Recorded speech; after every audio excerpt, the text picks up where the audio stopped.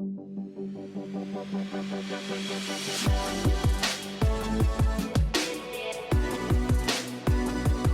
everyone. Welcome to our next episode of Six Figure Certified Coach. I'm so excited. I have one of my very, very close friends here with me, Lauren Schuster.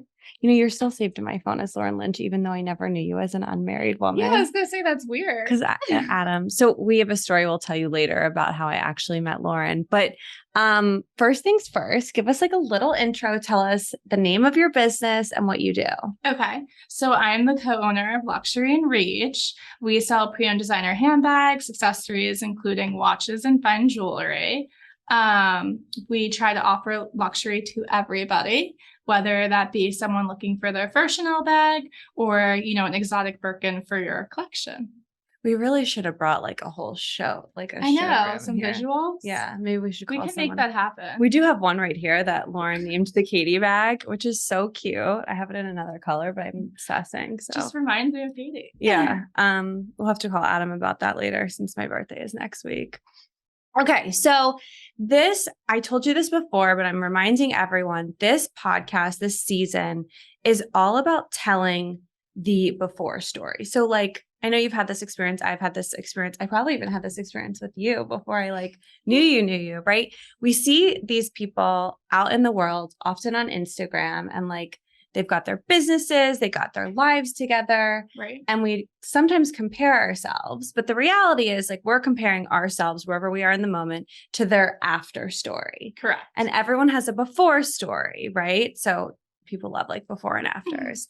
We want to show you a little bit of the before, because when people go to Luxury and Reach on Instagram and they look at what you've created, it's like, oh my God, like this is like Devil Wears Prada in real life. Correct. It's not as glamorous throughout the whole process. Right. But also your story for starting the company is like really, really special. And like, I didn't know all of that before I met you, and probably was asking you your life story over champagne, like at your birthday dinner. Probably not the best time to have a real talk. I mean, what happened? It happens, right? Okay. So first question, I know you've like always loved fashion and design, and like that's part of who you are, but tell us a little bit. Have you always loved handbags? Was that like a thing for you? Tell us. Yeah. So when I was younger, I used to love playing dress up with my mom. Okay. So I'd go into her closet and try on her shoes. And the shoes never really fit because, you know, I was like 6 and she was 40. But the handbags always fit. Okay. So cute. My love for handbags definitely started early. And when I was about 14, she was going to a consignment store and consigning some of her clothes. And I happened to see a Louis Vuitton Speedy, and I wanted it so bad. And my mom was like, I'm not buying you a Louis Vuitton bag. Like, it was just your bat mitzvah. You got a Fendi bag. Like, you're good. You only need one designer bag at 14 years old. Yeah, that's everyone's childhood. Correct. Yeah. Right? Okay. Well, the lady behind the counter was like, do you want a job? Like, you can work for it. And I was like, well, this could be interesting. Oh. So essentially that summer I worked in this high-end consignment boutique, and I got my Louis Vuitton Speedy. And ever since, it was just like an addiction. Like, kind of once you had one, you need more. You need to build this collection. Yeah. And I just loved how, you know, if you work for something, it was super obtainable and it was still less than retail, because I could have saved all my money from that summer and went to the Louis Vuitton store. Right. But instead of doing that, I was able to get, you know, a great bag for a fraction of the price. Smart shopper right here. Yes. How old were you again? 14. 14. Wow. Yeah. I was like making out with boys and getting in trouble, but I love that. So that's cool. I didn't know that part of your story. Sidebar comment. When you said the thing about like like being in your mom's closet and the purses, to me, I feel like I've always felt like purses are a great investment, because even like as a woman, like your body's always changing. We're always like losing weight, gaining weight, like the shape is changing. Then like babies, right? We didn't even talk about that, but Lauren's a mom of 2 now. And so, you know, even like your feet can like change. Yes, they do. Shapes and sizes, but handbags, you might need to put more stuff in them. So you might need different bags for different seasons of your life. But in general, it always fits. Yep, right? It's a one size fits all. Right. Nice. Oh yeah. I love that. Okay. And then what about like your history with entrepreneurship? So I've never really like had an entrepreneur to look up to. I've kind of just always been a workaholic. Like I've always wanted nice things. And my dad taught me early, if you want things, you just have to work for it. But like you can get whatever you want as long as you work hard and put the time in. So I started an Instagram when I ended up working for the consignment store. And I was seeing how, Instagram and eBay and online shopping was becoming this big trend in like the I guess it's like the mid 2000s. And so I was like, oh, maybe I could do this as well. So I started a social media company called LL Media. And I went around to local boutiques and I was like, can I run your social media or can I, borrow your product and post from my social media platform? And they were like, yeah, okay. So I would make like $800 a week, which was a lot at the time. And I thought I was so cool. I had my first little business. And then So wait, hold on. You were using different boutiques product, featuring it on your Instagram and then taking a commission.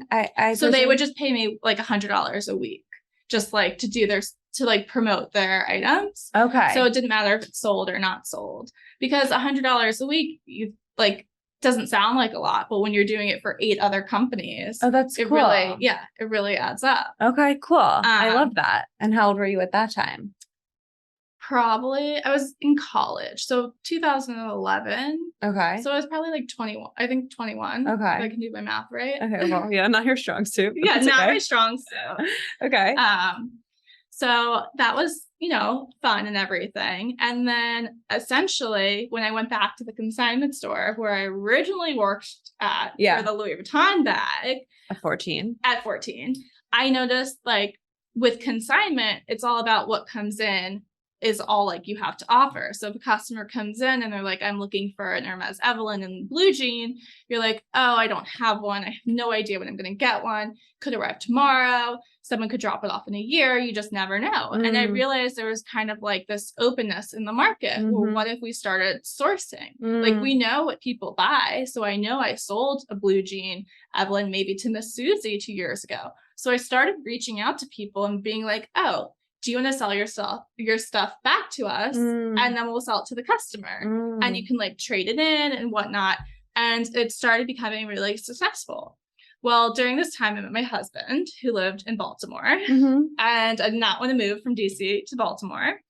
But I ended up getting a corporate job, which was great. But I still had this empty hole because I love luxury goods. And I was like, what if I change my Instagram again to a company called Bag Brokerz, and I start seeing if I can sell my bags and start sourcing bags from the customers that I already have. And it kind of just took off like wildfire.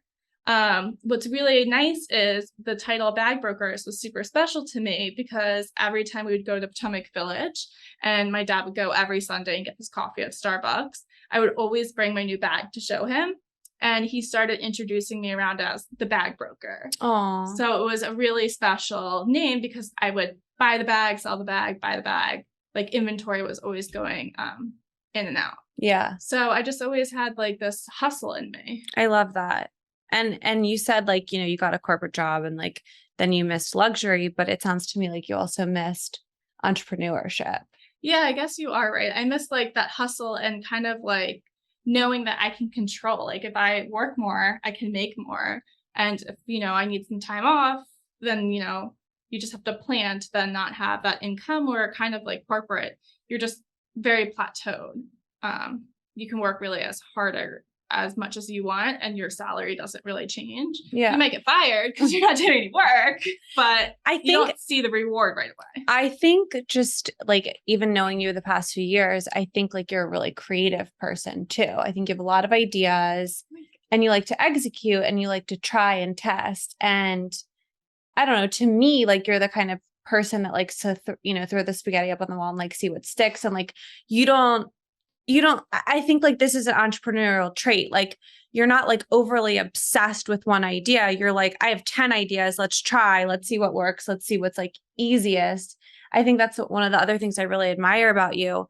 I don't feel like you overcomplicate things. Like you started your business in like a very hustle way. We were talking about this the other day, but it didn't have to be like perfect, glossy photos. It's like, just take the photos of the bag. And you were also a lot about your network and relationships. Yes, which very is like much so.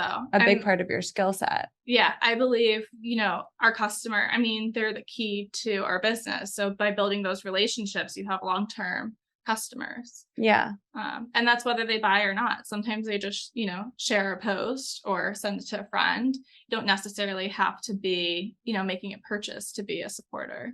Yeah. Okay. So I love to ask people this question, but like when you were little, did you have an idea of what you wanted to be when you grew up?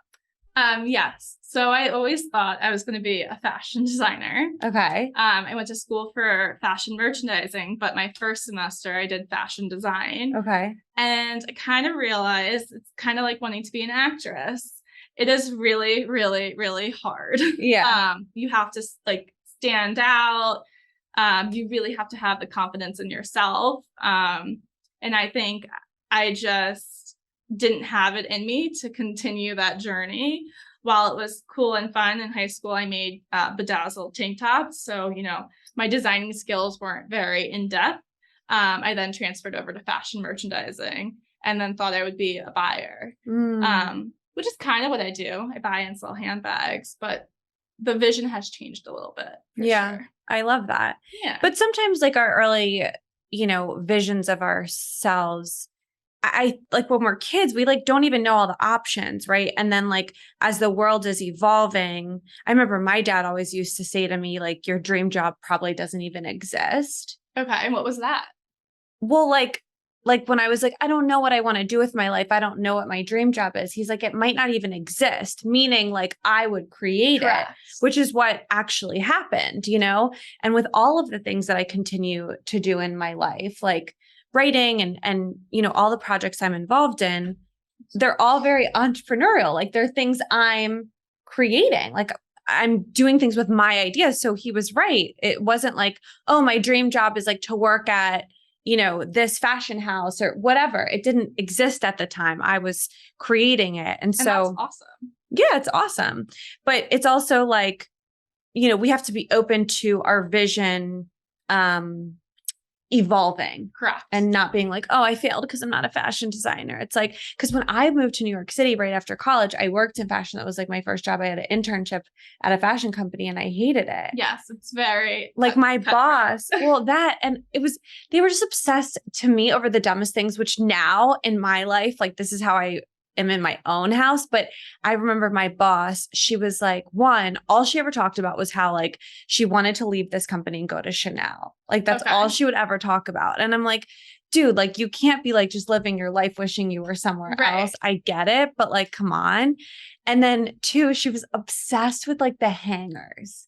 Like how things were hung and like, I was like, what a hanger? Like the direction of the hangers and like if I hung something back up, it needed, which now I would also yell at myself in my own closet. Like even Adam, like he hangs things backwards and forwards. You know what I'm talking about?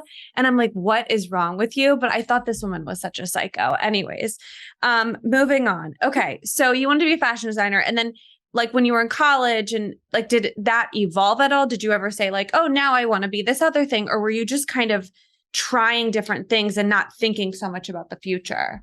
I think I was trying different things, but I always knew I wanted to be in fashion. So like I had a little eBay store and essentially what I was doing was I was buying because when I became a sophomore and I lived in New York and I also had an internship there. I was an assistant buyer and, you look up to the buyers in these large department stores and retail and you're like, oh, you're like the holy grail, like bow down to you.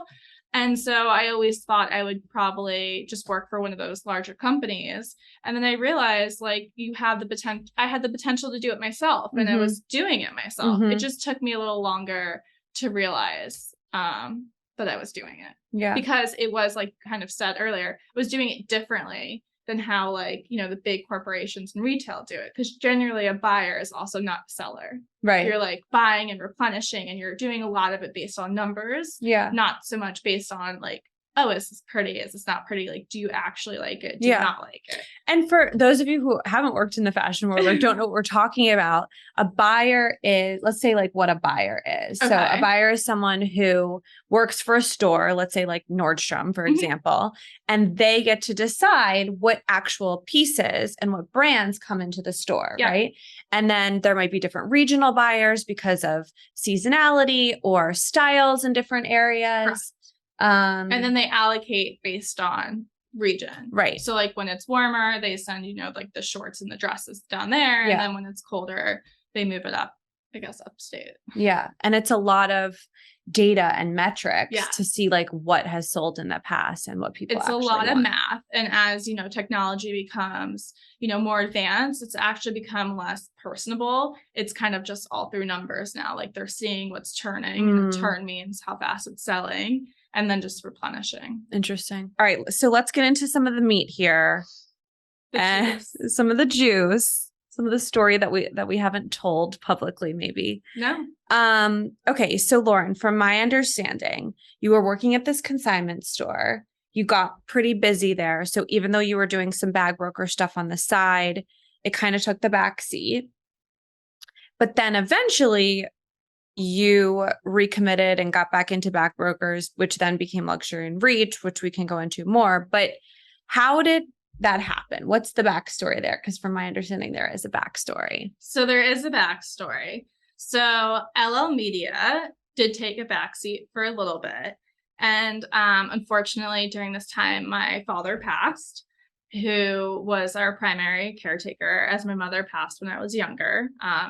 A freshman in high school. And I have a younger brother who was a freshman in college during this time. And when someone passes, the state or the government, somebody freezes all of the funds. And I was 23 working in fashion. So you don't get paid super well when you're 23 in fashion. And your brother was still in college. My brother was still in college and had no employment. And so during this time, it was winter break and his tuition for the next semester was due. And we had no access to any of the funds. And so me being me, instead of asking for help, which I'm really bad at, I changed LL Media to Bag Brokerz, and I started selling my own personal goods on there to support my brother to continue his education. And while later on, I, got reimbursed and everything when the estate was finalized. But during that time, it just showed me that first off, I still had a purpose, which was really important during a dark time like that, because you kind of just want to like hide. So everybody that was reaching out to me and, purchasing my own personal items, meant a lot. Aww. And I was able to have my brother continue in school. He ended up switching from South Carolina and coming to Maryland, which was nice. So we were closer. And essentially Bag Brokerz supported his education for a good amount of time, because probate takes a long time. So that's really beautiful. And so, now I'm crying a little, but so you had changed your Instagram, which like, it's so funny because like, that's like what we do, right? When we want to rebrand, we're like, oh, I'm going to change my Instagram. But the Bag Brokerz, the name came out of a lot of what your dad had said, right? It came out when I was like, okay, I have to sell my stuff. So I can either bring it to the consignment store, or I can really try and do this on my own. And it's, a passion for me. I loved sourcing, and I knew I had really great stuff and, at really fair prices. So what happened was I listed probably 12 of my own items, from Rolex all the way to Chanel bags. And they kind of all sold in 3 days, which was amazing. So then I realized I kind of had this business going, and I just continued to keep sourcing and keep selling, and it kept growing. And it really became like a really healthy purpose for me in life. And I made relationships with a bunch of people. In the beginning, it wasn't super personable because you didn't ever see my face, or I didn't really interact because I didn't think anybody wanted to see me. But over the years, it's evolved into like a real family. I mean, a bunch of my followers have been there since day one when I was selling bags out of my bathtub in my 1-bedroom apartment. That's so and crazy. now here we are with like a whole top floor and a Birkin bar. A Birkin bar. Maybe we'll give you guys a shot of the Birkin bar. Maybe we can get that in here. Well, I just really want to acknowledge you because it's such a beautiful story. Like we talk a lot in IGC about taking your pain and turning it into, your purpose and your passion. And, I wrote a whole book and talk a lot about the loss of my brother. So I think I've told you this like before, this exact thing, but exactly 100 days after I decided to start IGC, I got the phone call that my brother had passed away. And so, it became this merging of like something really beautiful, like my passion and helping women and empowering women and coaching and all of that. And then something like really sad and tragic. But like for me, and I feel like this probably is the same for you, I was so grateful. Like it was like just on the cusp. Like if I had waited to start the business, I don't know if I would have had the mental clarity. Right. I don't know. But at this point, like 100 days in, I had the plan and I had hit the ground running, and I had my previous coaching business for like 2.5 years prior to that. And so there were all these people that depended on me, like people that worked for us, Right. coaches in our network, our students, our clients. So it's like, I am so grateful that I had something to hold me accountable and to keep waking up for every day during such a hard time in my life. And I imagine it had to kind of be the same. Oh, absolutely. Because during the situation, you can just, hide. Like you're fully numb. So unless you have a purpose and you actually want to keep going, it's hard. Yeah. So knowing that I, had to take care of my brother made me push. And then knowing that I had people who were supporting me was amazing. Yeah. Okay. We're just going to go cry after this. But, a lot of our students in IGC, they come into our program because they have had something in their life, whether it was in their childhood or an experience as an adult, that they overcame or they're in the process of overcoming. And like, I think there's something with our brains where we want to, how like there's that Steve Jobs quote that's like, you can only connect the dots by looking backwards. Like you can't connect them looking forwards. Yeah. She's never heard that quote. But it's like our brains want to be able to connect the dots, but like we have to be the ones that set thing up. So like the dots are connectable. Correct. The dots aren't just going to connect itself. Right. Like it's easy to be like, oh, Lauren, like she's so successful. She's got this huge business. Like she's so beautiful and has all her like, Chanel and blah, blah, blah, and whatever. But like what people don't know because they just see the after story is one, that you started hustling when you were 14 and when you wanted a purse and your mom wouldn't buy it for you. Rude. 2, well, I don't know. You already got the Prada for your bat mitzvah, so we don't feel that bad for you. But but then, you lost your mom at a really young age. Yeah. You lost your dad. What was the gap in time between when you lost your dad and lost your mom? 9 years. 9 years. So like some recovery, but like when we've been through something different loss, like it felt like 2 separate losses. Well, I mean, it is, and then all like the peripheral losses. Like I always say when I'm explaining it to people, like I lost my brother, but like my mom lost a child. Right. So like if something happened to my mom that she was like disappointed about, it would affect me. This is like a whole nother level, right? In a whole circle. Right. So not only were you grieving, you're also like trying to caretake and support your brother who's grieving. Then there's like friends of your family that are grieving. Like, didn't you ever find yourself like consoling people that you're like, I'm sadder, but like, right. But let me help you here. Right. And it's like, maybe it's like a mom's, like a friend or someone who was close to your dad or whatever. And it's just like part of the process. But I know I had like cousins and like friends of my brothers. Oh my God, my brother had like so many girlfriends. So all the girls like just were always like, oh, Katie, like, whatever. Anyways. No, I mean, I got what you're saying. My dad was engaged when he passed. So there was like a whole other family as well that also had to grieve. Yeah. And so it's like, it's not just like, okay, I lost this person. It's like all the things that happen because of that, the chain reaction, and yeah, anyways. So, it's just really beautiful to me to hear these stories of like, to hear your story and then the stories of our students who use their stories and their circumstances to create something powerful. And we can't always do it right away. No, I mean, you kind of had something that you could plug into and you had some resources that you could kind of throw around and figure things out. Sometimes people grieve for years before they really realize they're even capable of doing something with the pain. But yeah, that's cool. Thank you for sharing all that with us. Okay. I'd love to hear just like a little bit high level, like year one versus this year, 2022. What are some of the things that have changed in your business? Like, I know it's completely changed, but like we're talking to someone who's like, hasn't started their business or is just in the first couple of years. So like, give us like more money, more problem. Like what's like really going on? So in year one, I would post a picture and I probably sold maybe 3 bags a week. And I was like so giddy. Like every time something would sell, I'm like, oh my God. And like as we're evolving in now to like 2023, I mean, we do an average of multiple bags per day, which is amazing.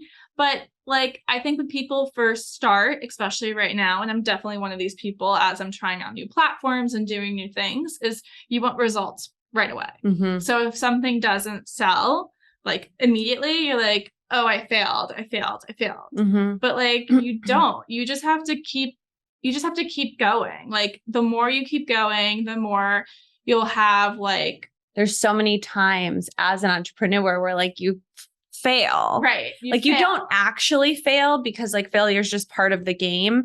Meaning like, let's break that down because people always say it or like they post these memes and it's like, shut the F up. Like, what are you actually saying? Correct. But what it means is this, in order to like, it's like dating. Like if you want to find a partner, you likely have to like go on a lot of bad dates, right? Okay. But if you're just like, oh, that was a waste of time, that's so dumb, then you're not actually learning. Like when I'm talking to my friends who are still single, or like I would be telling myself this when I was single, like you have to actually gather data and information from all of these experiences you're having about what you like, about what you don't like, because it's success is hard, whether it's in a relationship or a marriage or in business. Like it takes a lot of work. It takes constant work and constant tweaking. It's like you're at the control panel and you're like, okay, this is working, but now this isn't working, or this isn't working, but this is working. And so, you guys have done really great on Instagram and you have a big following. How many followers do you have?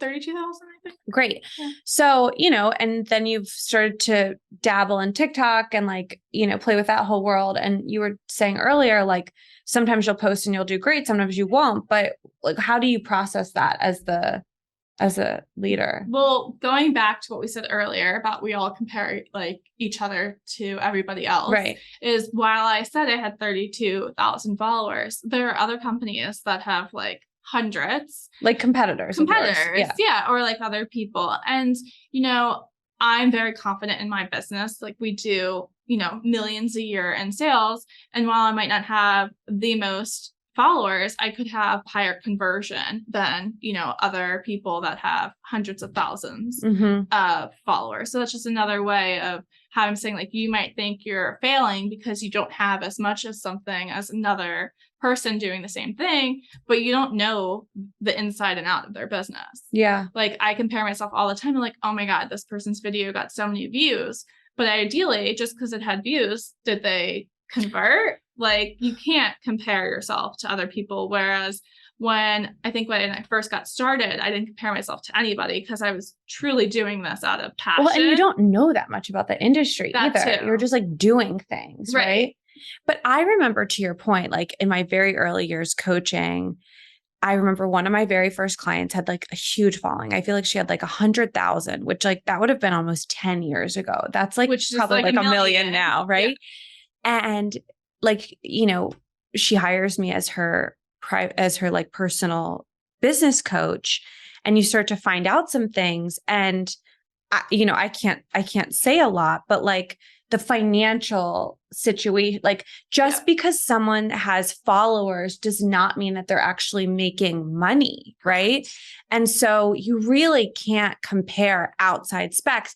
And even if someone says like their revenue is something, doesn't mean the profit. It doesn't mean they're actually profitable. Like they could be making $1 million, but if they spend $1,000,001, they lost $1, know? Right. So there's so much, it's just like the more you know, the more you realize you don't know. Yeah. And there's just so much opportunity for growth. But you started, it was just you. Now you have a bigger team, right? Yes. You're partnered with a bigger company. Yes. So you have this big location. You're not out of a bathtub. No, we're not selling Chanel's out of a bathtub anymore.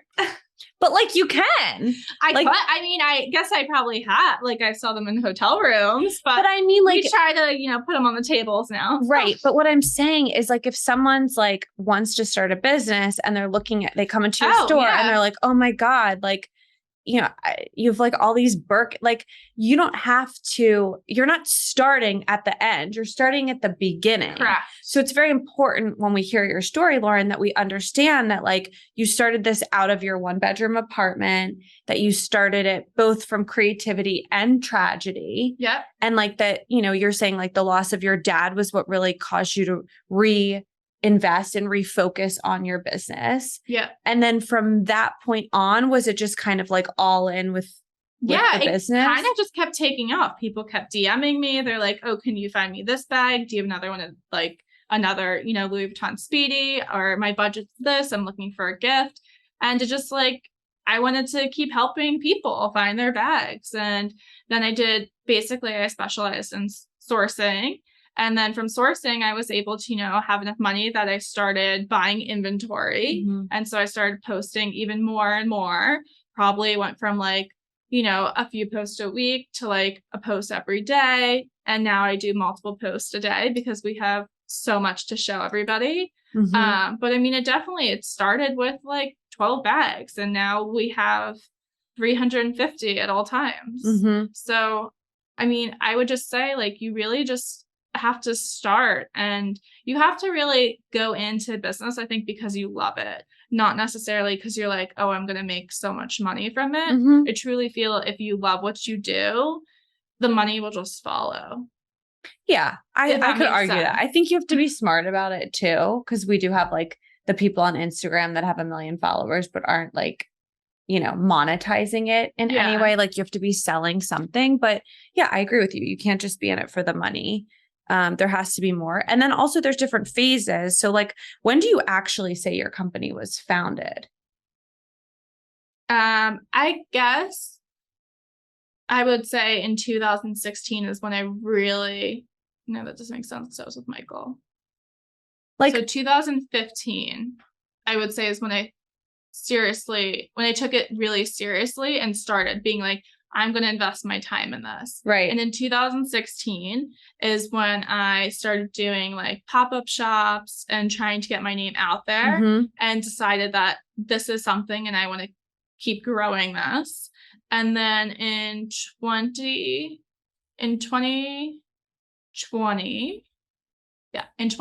I quit my corporate job and was like, I'm going all in. And the reason why is because I hit a really big milestone that year.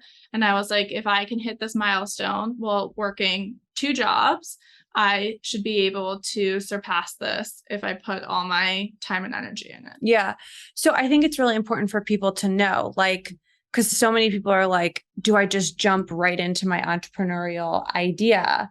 I am personally, and this is just my personal opinion, I am personally a fan of if you have something else going on that's steady and stable, staying in it, unless you're in like a really bad situation or you have like an abusive boss or something, I mean, which happens, right?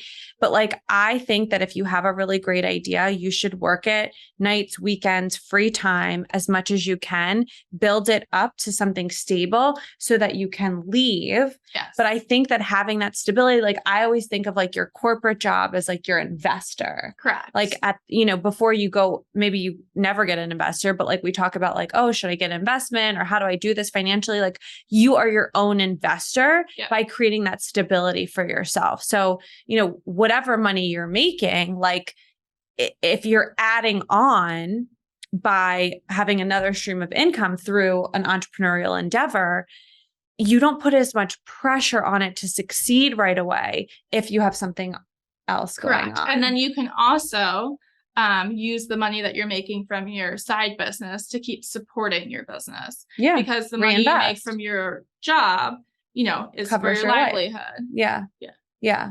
And that's what I'm saying. Like, let's say like in your business, you start off and you're making $2,000 extra a month. You're probably going to want to reinvest most of that money into marketing, into having an assistant, into, you know, social media ads or whatever it is that you want to invest in. Maybe you end up wanting to have a small space and your rent's $500 a month. That would be a small space. Great. That'd be great rent. Yeah, great rent. So if you get that offer, take it. Yes, definitely. Okay. Anything else you want to share for our new and aspiring entrepreneurs out there who are thinking about going for their dreams or just getting started? Like, well, I don't know if this is okay to say, but I'm like also super open. So there's a bunch of people during COVID that, you know, were at home and wanted to also start becoming resellers and like start an entrepreneurship or some kind of business. And so I do help out and try to guide other people. So I guess just letting people know that between you and me, like there are people to reach out to. Yeah. I mean, I think what you're trying to say is like, and it's like a great example. So like I was a coach. I started my private coaching practice at the end of 2012. And then in 2015, I made a decision to start a coaching school. And so a lot of people could say like, you're basically starting a business to help people compete with you. But I like never saw it like that, right? Like, cause my IGC helps women become trained and certified as coaches so that they can go start their coaching businesses. But I felt like coaching is such a great way to get into entrepreneurship. And reselling is great too. I mean, I have a story. I've told this on our podcast before. Like when Liv and I think I've told you, but like, so I didn't know you at this time. Okay. So don't be mad that I didn't sell through you. I don't think I know this story. Okay. So, you know, I was previously engaged. Yes. Yeah. And it was really, really bad. Like the whole thing was just wild. I tell that story like in vivid detail in my book. If you guys want to go get it on Amazon, at least you look good. It's a bestseller. But oh God, I almost said his name. My ex, he was like just over the top with like gift giving. Okay. So he had given me like a lot of like designer things. And when we broke up, like so he had convinced me to sell my 1-bedroom, like 440 square foot apartment in DC, which like, you know, even though it's like so tiny, is still a big investment, and get this like 1,600 square foot, 2-bedroom, 2-bath, like penthouse apartment, right? Because he was going to help me pay for it and blah, blah, blah, blah. Of course, like when it all came down to it, like everything had to be in my name. He couldn't get approved for anything. These were all red flags, but it was a very hard time in my life. I was very sick with Lyme. My brother was really struggling. So I had a lot of like, you know, I was missing a lot, but you know, I was financially dependent on his income to help me pay the mortgage. We break up, the whole thing happens, which we'll leave for the book. You guys can go read. And I'm like out of this other income. Right. So I started selling all the things that he had given me because one, I didn't want anything he had ever touched. I mean, I got to the point where like anything he had like sat on or like looked at, or it was so bad, I had to get rid of everything. But, you know, I I was able to cover our mortgage, like his portion of it for like 4 months. Yeah. By like selling the things that he had given me. Isn't it? It's amazing. So my point is like, sometimes like whatever you have to do to make your dreams work, whatever you have to do to support yourself or support your family, support your brother like you did, sometimes like beautiful things come out of that. And for me, being able to sell things that I had been given as gifts that I, one, didn't want, two, didn't need was like really freeing. Total profit too. Yeah. But to go back to that. So when I did sell the stuff from to support my brother, I had to sell some of my father's stuff, and I sold a watch, and I felt so bad about it. But I realized that they're just materialistic items. Yeah. You can always rebuy them. Yeah. And I did. I rebought the watch. You did? It was not the same exact one, but the same exact style. Aww. So while you might be going through hard times, you could just materialistic items, and you can always repurchase. Yeah. And it feels really good when you do, because you're like, you know what? Like, I went back, I sold this, and now I'm in a position where I can rebuy this. Like, it's an accomplishment. Well, I talk a lot about like our resources, and I have this whole thing that I teach. Like, I'm sure I've never said this to you, but I have this whole thing that I teach called MELTS, which is like our top resources: money, energy, love, time, and space. Okay. Money, energy, love, time, and space. And my belief is that at different points in our lives, we have excess of certain resources. And then we have like we're like at a profit in some and at a loss in others, right? Okay. So there have been times in my life where like I had more money, like I felt really good financially, but like I didn't have a lot of love. Like I had just lost my brother. I had just gotten out of an engagement. Like I was like, but I used my money maybe to like hire a therapist and like get myself back to where I wanted to be so that I could start dating again, so that like I could process the loss of my brother. Sometimes we have space, like whether that's physical space or emotional space or space in our calendars, but we don't have money, right? So the whole game is, how can you use the resources you do have? Right. Let's say you have time right now, but you don't have money. Well, how can you use your money to make, how can you use your time to make money, right? Or let's say, whatever, I don't have to go through all the examples, but again, like you're taking something physical, like the watch became a resource. Correct. And you're like, I need to use this to turn it into something else. And when I want to take that something else and turn it back into the watch, I can. But it's like realizing that these things are tools for us to utilize, and that we can kind of like work the system and work our lives. And we're not, I like that. We're not stuck. No, you're only stuck if you want to be stuck. Yeah. Or if you're like really depressed, which is another issue. I mean, another episode. Okay. Thank you so much for joining me, Lauren. This was really fun. Did you have fun? I did. Okay. This is really fun. Where can we find you if we want to buy something from you, if we want to sell something to you, if we want to watch your adorable TikToks and Reels? How do we like hang out with you? So you can always hang out with us on Instagram. It's at Luxury and Reach. And then we do have a website where you can just sell us your items outright. We give you a quote. It's super easy. We send you a label, and then we send you your money. And that will be on our website, which is shopluxuryandreach.com. Yay. Okay. Thank you so much. Thank you for joining me. This was really fun. I know. Okay. Bye, guys. Bye.